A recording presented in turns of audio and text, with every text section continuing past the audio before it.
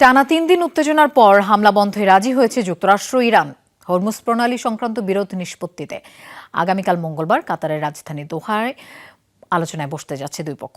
তবে সমঝোতা স্মারকের শর্ত অনুযায়ী অন্তত ৬০ দিন ইরানের নিয়ন্ত্রণেই থাকবে জলপথ, এমন দাবি তেহরানের।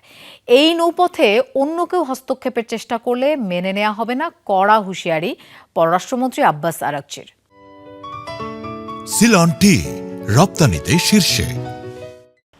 যুদ্ধবিরতি কার্যকরের মাত্র ১১ দিনের মাথায় যুক্তরাষ্ট্র ইরান পাল্টাপাল্টি হামলায় আবারও ছড়িয়েছিল উত্তেজনা। হরমুজে পরপর দুদিন দুটি বাণিজ্যিক জাহাজে হামলার মধ্য দিয়ে ফের মাথাচাড়া দিয়ে ওঠে সংঘাত। নৌযান আক্রান্তের ঘটনায় ইরানকে দায়ী করে দেশটির ভূখণ্ডে হামলা চালায় যুক্তরাষ্ট্র। জবাবে কুয়েত ও বাহরাইনে মার্কিন বাহিনীকে লক্ষ্য করে ড্রোন ছোড়ে তেহরান। এমন পরিস্থিতিতে ভেস্তে যেতে বসেছিল শান্তি প্রক্রিয়া। এবারও সংঘাতের কারণ কৌশলগত জলপথ হরমুজ প্রণালী।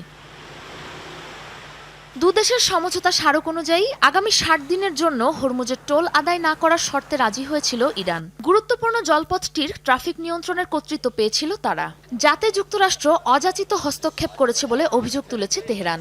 শর্ত না মানলে ব্যবস্থা নেওয়ার হুঁশিয়ারি দিয়েছেন ইরানের পররাষ্ট্রমন্ত্রী।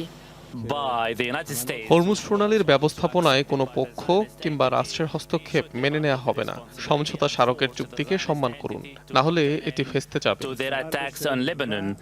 এমন পরিস্থিতিতে হরমুজ সংক্রান্ত বিরোধ নিষ্পত্তিতে আগামীকাল মঙ্গলবার কাতারের রাজধানী দোহায় বসবে তেহরান ওয়াশিংটন বৈঠক।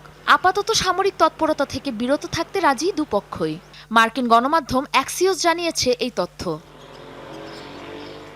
এদিকে তেহরান ওয়াশিংটন পাল্টাপাল্টি উত্তেজনার জেরে আবারও স্থবির হয়ে পড়েছে হরমুজে জাহাজ চলাচল। গেল দুদিনে প্রণালী অতিক্রম করেছে ৪৮টি জাহাজ। সাবরিনা নুসরাত, যমুনা নিউজ।